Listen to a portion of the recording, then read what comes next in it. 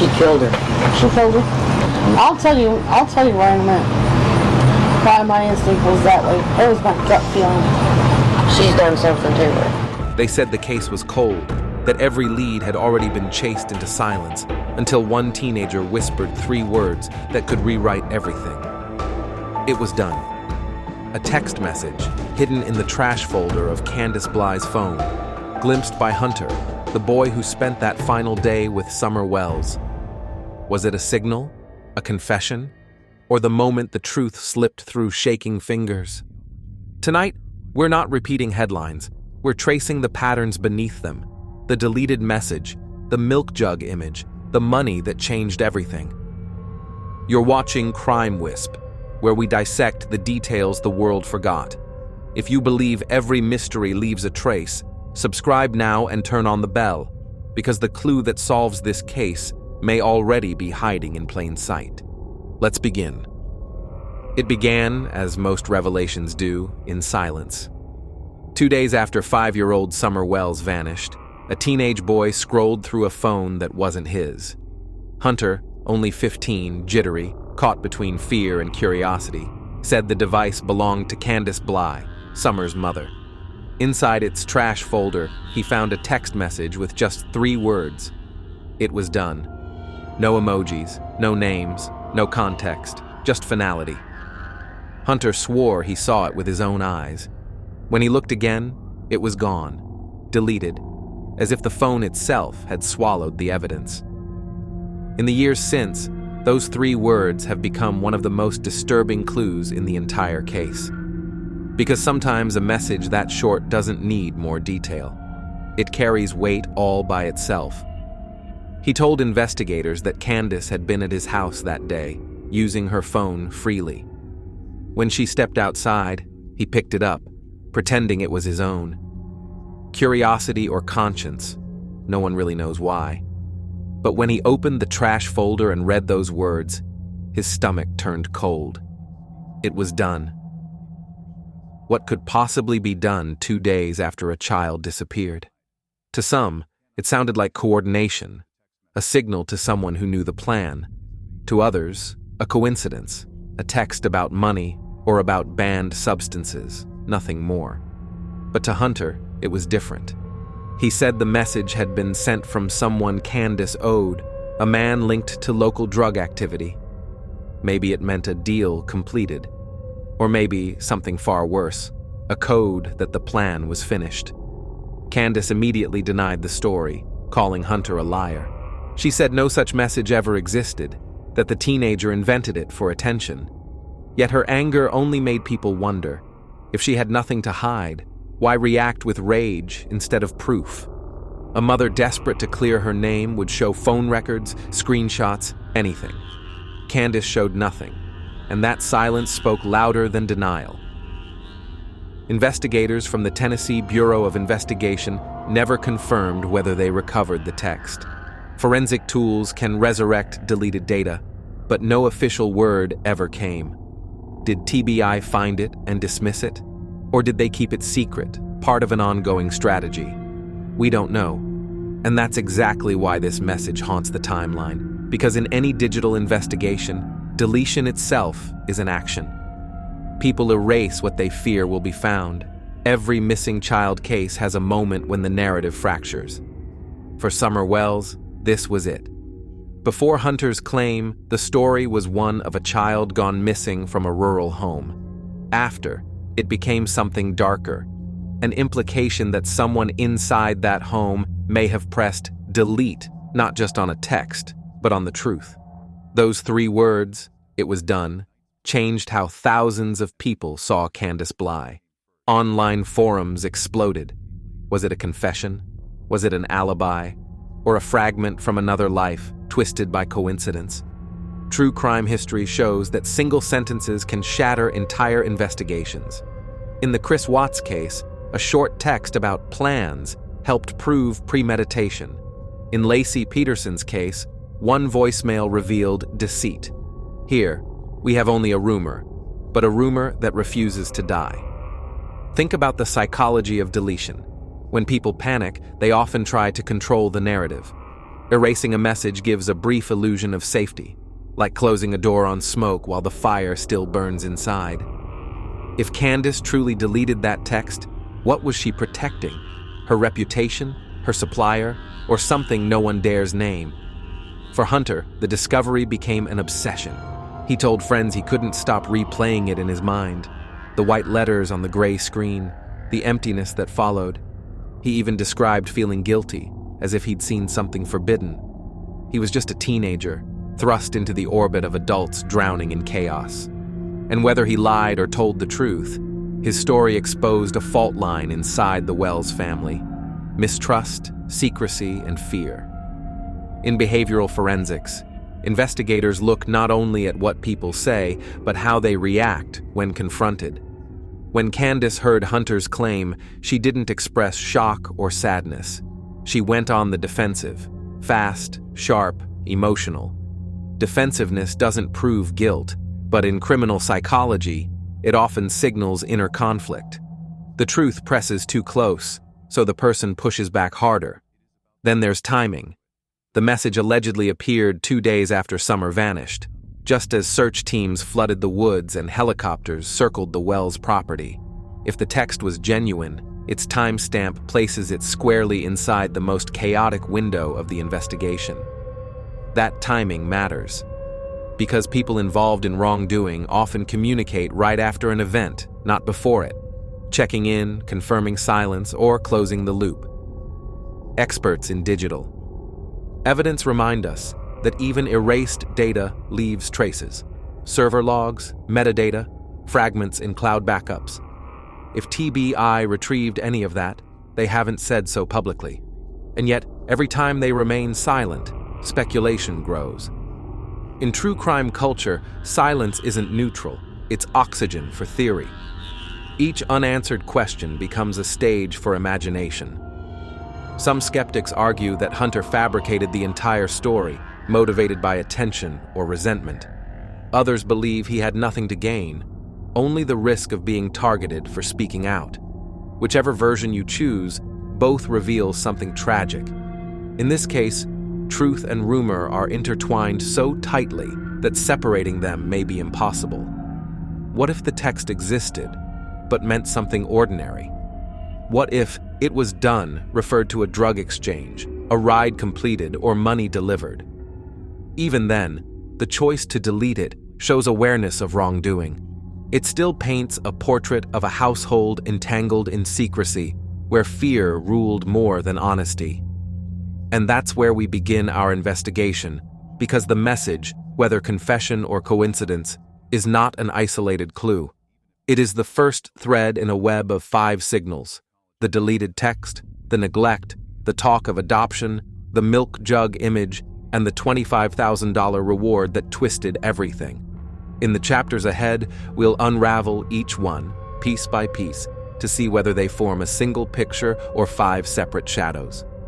For now, remember this: in every mystery, the smallest detail often carries the heaviest truth. And sometimes, 3 words are all it takes to change everything. If the text message was the whisper, neglect was the echo that never stopped. Long before a single searchlight cut across the hills of Hawkins County, the signs were there, quiet, visible, and ignored. Neighbors had seen Summer Wells wandering barefoot in the dirt roads, her hair tangled, her laughter echoing from the edge of the woods where no adult ever seemed to follow. To them, it looked like freedom. But investigators know that freedom, in homes like this, often hides something else: a pattern of absence. Candus and Don Wells were known in their small Tennessee community not for warmth, but for chaos. Arguments, drinking, and late-night visitors were common. Inside that chaos, Summer, 5 years old, wild, bright, and endlessly curious, was often left to orbit around adults lost in their own storms. Friends like Allison, once close to Candus, later described scenes that sound less like parenting and more like survival. Summer playing outside alone, the boys inside watching TV, while the adults passed cans, bottles, or something stronger between them. When people speak of neglect, They imagine bruises or empty cupboards. But neglect is quieter than that. It's the absence of presence, the missing eye contact, the unspoken, "be careful," the hands that don't reach out when a child wanders too close to danger. Psychologists call it invisible harm, damage done not by what's inflicted, but by what's withheld. And in the Wells home, invisibility seemed to be Summer's daily companion. Allison said Summer was treated differently from her brothers. Leslie, another neighbor, said the same. The boys had structure, some boundaries. Summer had permission to vanish into the yard, the trees, the uncertainty. Candus often scolded her sharply, impatiently. To outsiders, it looked like frustration. To investigators, it looks like detachment. The emotional distancing that sometimes happens when a parent has already stopped seeing their child as a source of joy and started seeing them as a source of noise. Add to this the constant presence of alcohol and banned substances. Hunter himself admitted that Candus once bought him twisted tea, an alcoholic drink, during one of their outings. She laughed it off later, but in the context of a missing child, that detail becomes something else. Proof that adult judgment in that circle had long been compromised. If Candus would share alcohol with a teenager, what lines wouldn't she cross inside her own home? Experts in child welfare often talk about the slow burn of neglect. It doesn't explode in one day. It accumulates. Dishes pile up, tempers shorten, and eventually, vigilance dies. When a child like Summer disappears, investigators don't just ask what happened that day. They look backward, months, even years, to map the erosion of care. And every witness around the Wells family paints the same picture. A house where exhaustion, addiction, and distraction replaced routine, affection, and safety. Even the property itself told a story. Searchers described steep hillsides, cluttered sheds, rusting vehicles. An environment more suited for adults escaping the world than for children exploring it. Dogs barked from chains, windows were covered. Inside, the air of confinement. Outsiders called it poverty. But seasoned detectives see something else: isolation, the perfect soil for neglect to grow unnoticed. From a criminological lens, neglect is not a neutral condition, it's a risk amplifier. Children raised in unstable environments face far higher odds of both accidental harm and intentional exploitation. In FBI case studies of missing minors, more than 60% came from households already flagged for welfare concerns. When danger finally arrives, no one notices immediately because chaos has already been normalized. And that normalization may be the true tragedy of the Wells home. If we trace this backward, we find a psychological pattern common in families battling substance abuse. Parents oscillate between moments of intense affection and long stretches of withdrawal. The child learns unpredictability. They stop expecting consistency. In Summer's case, her energy, her singing, her restlessness, what many found charming, may have also triggered irritation in adults already overwhelmed by their own turmoil. That imbalance can quietly breed resentment, even hostility. Now, layer on favoritism. Witnesses said the Wells boys were treated more gently. They stayed inside more, received leniency, while Summer bore the brunt of impatience. This hierarchy within the home creates what psychologists call scapegoat dynamics. One child becomes the lightning rod for collective frustration. In that position, a 5-year-old has no defense. She learns to adapt, to stay small, to survive. When investigators reconstruct family environments, they look for these emotional patterns as precursors to crisis. Because when catastrophe happens, a disappearance, an accident, or worse, it rarely emerges from peace. It emerges from repetition, the daily neglect, the moments no one corrected, the rules no one enforced. By June 2021, that repetition had hardened into routine. Summer's vulnerability wasn't created that afternoon, it had been created long before. Allison's account still chills those who study this case. She recalled seeing Candus drink heavily while the children played nearby, sometimes encouraging Hunter, a teenager, to join. If that boundary could fall so easily, imagine what other lines blurred unseen. Neglect doesn't only endanger, it desensitizes. Once you stop noticing small wrongs, the big ones arrive quietly. There's also the question of community silence. People talked, they whispered, but no one intervened. In small rural towns, family privacy is sacred. Gossip replaces action. Everyone knew something wasn't right, but everyone assumed someone else would speak up. That collective hesitation is a pattern too. The same pattern that allows tragedy to grow roots until it's too late. From a psychological perspective, neglect has a devastating side effect on perception. When a child from a troubled home goes missing, the public subconsciously shifts blame inward. Had this been a tidy suburban family, the narrative might have focused on abduction. Instead, suspicion turned toward the household itself. Because deep down, we all recognize the truth. Neglect rewrites the story before it's even told. It changes "someone took her" into "maybe they let her go." But perhaps the most telling clue about neglect in this case isn't what others saw, it's what the parents said. Don Wells once described Summer as the love of my life, yet in interviews he also spoke of chaos, drinking, and mistrust. Candus's tone, by contrast, was distant, monotone, detached, sometimes contradictory. Her words rarely aligned with her emotions. Forensic psychologists note that such dissonance often indicates cognitive numbing, the mind's way of surviving guilt or denial. She didn't sound like someone who lost a child. She sounded like someone who couldn't process what that loss even meant.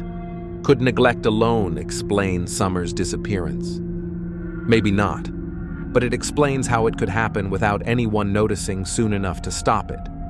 It explains why suspicion fell so easily on the family and why every clue, the text, the milk jug, the money, feels tangled in dysfunction. Because the deeper you look, the clearer it becomes. This wasn't a single day's catastrophe. It was the final chapter of a slow, invisible decay. Investigators understand that patterns of neglect often escalate in predictable stages. First comes distraction, then denial, then disappearance, sometimes literal. In that light, the Wells story reads less like a mystery and more like a timeline of inevitable collapse. By the time Summer vanished, the system around her had already failed. Parents, neighbors, even the community safety net that should have caught her long before she fell. In the end, neglect is both a crime and a context. It doesn't always involve intent, but it always leaves consequence. And in this case, it might be the bridge between a family's dysfunction and a child's disappearance. Summer's name became a headline. Her reality had been a warning. When love turns inconsistent and safety turns optional, danger doesn't have to break in. It's already home. In every missing child case, there is a moment when the investigation stops asking what happened that day and begins asking what was happening all along. For Summer Wells, that question leads to one of the most unsettling rumors in the entire case: the claim that her own grandmother wanted to adopt her. At first, it sounds almost kind, a relative stepping forward to provide stability. But beneath that surface lies something far darker: the suggestion that Summer was not truly wanted in her own home. To understand the weight of that possibility, you have to look beyond the facts and into the emotional landscape of the Wells family, where love and resentment were constantly fighting for space. Friends and acquaintances remembered Candus as impatient with her daughter, often dismissive, sometimes cold. She seemed more lenient with the boys, more affectionate toward them, while Summer became the lightning rod for frustration. The family dynamic was fragile, brittle, and under that pressure, affection can mutate into distance. If the grandmother truly expressed interest in adopting Summer, it wasn't just paperwork, it was a confession. A signal that someone inside that house believed the little girl would be safer elsewhere. Psychologists who study family trauma call this protective displacement. When one caregiver tries to rescue a child from another, it usually means the home environment has already collapsed emotionally. It's not an act of hostility, it's an act of desperation. And desperation, in homes already clouded by neglect and addiction, rarely ends in peace. When word of the alleged adoption interest surfaced, it cast new light on the family's fractured relationships. Why would a grandmother pursue such a step unless she felt the parents were unfit? And why would a mother resist it unless she saw the child not as a daughter, but as a symbol of judgment, a reminder of everything she couldn't control? This rumor also revealed something chilling about Candus's psychology. Interviews show her oscillating between defensiveness and numbness, as if switching between guilt and denial. If she felt overshadowed by her own mother, that tension could have spilled into her relationship with Summer. It's a pattern social workers recognize: intergenerational resentment, where unresolved wounds between a parent and grandparent get redirected toward the child caught in the middle. In that sense, Summer's disappearance may not have started with conflict between mother and daughter, but between mother and grandmother, with the child paying the price. The Wells family was not unique in this dynamic. In many child welfare cases, the line between protector and perpetrator blurs when addiction and instability take root. The grandmother's supposed wish to adopt might have been sincere, but without legal action or intervention, it remained a shadow, a plan half-formed, like so many promises in this story. Being unwanted leaves marks that don't always show.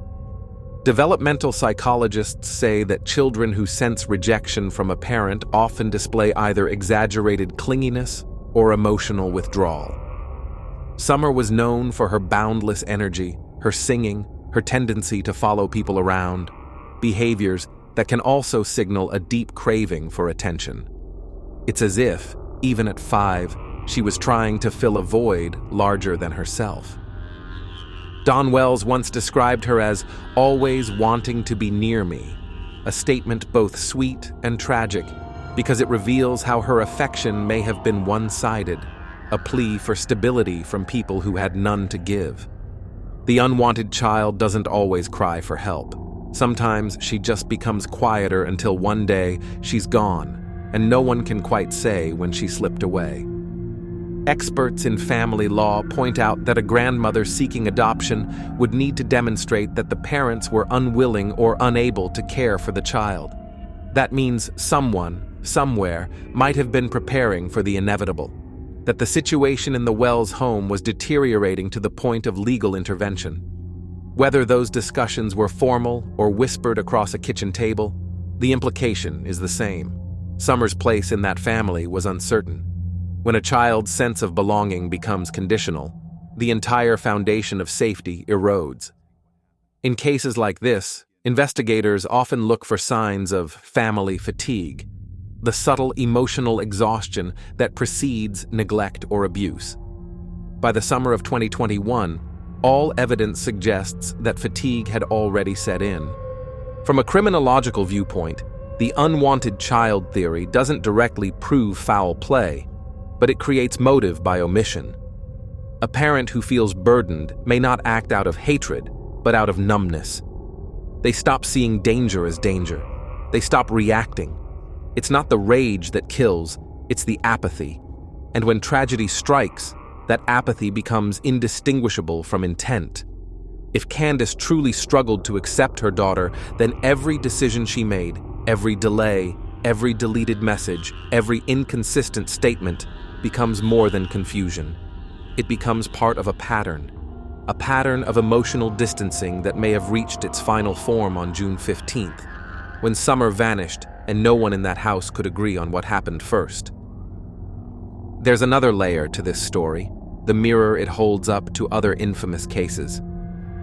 The parallels to Casey Anthony's relationship with her daughter Kaylee are haunting. Both involved mothers described as detached, grandmothers who suspected danger, and children who disappeared into thin air. In each case, the mother's composure became a clue in itself. Candus's flat tone, her lack of visible panic, her insistence that everything was fine, These are the same signals that forensic psychologists interpret as emotional flattening, often linked to guilt, trauma, or deep denial. It doesn't prove involvement, but it changes the way we read every gesture and word. In this light, the grandmother's alleged attempt to adopt Summer feels even more urgent. An unheeded warning that something was breaking inside that home.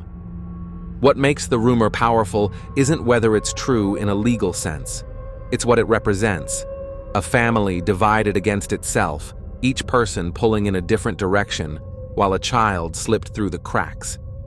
When investigators examine family systems, they often focus on control. Who holds it, who wants it, and who fears losing it. Candus may have seen her mother's interest in adoption as an attack, a threat to her authority, or even a humiliation. If so, that resentment could have hardened quickly, turning protective concern into open hostility. And when control becomes more important than care, bad decisions follow. Refusing help, isolating from neighbors, ignoring warning signs. Each step brings the family closer to the edge without realizing they've already crossed it. The idea of adoption also hints at something else: foresight. Someone inside that family saw the storm coming. Someone thought Summer might be safer in different hands. But the plan never materialized, and that is perhaps the most heartbreaking part. Because if it had, Summer might still be alive. One signature, one phone call, one moment of courage could have changed everything. Instead, the thought of protection stayed locked in the realm of what if, and the child it might have saved became a name whispered in missing posters. Sociologists studying cases like this often emphasize how isolation feeds tragedy. Families trapped in cycles of poverty, addiction, or pride rarely ask for help until it's too late. In the Wells household, help may have been offered, but not accepted.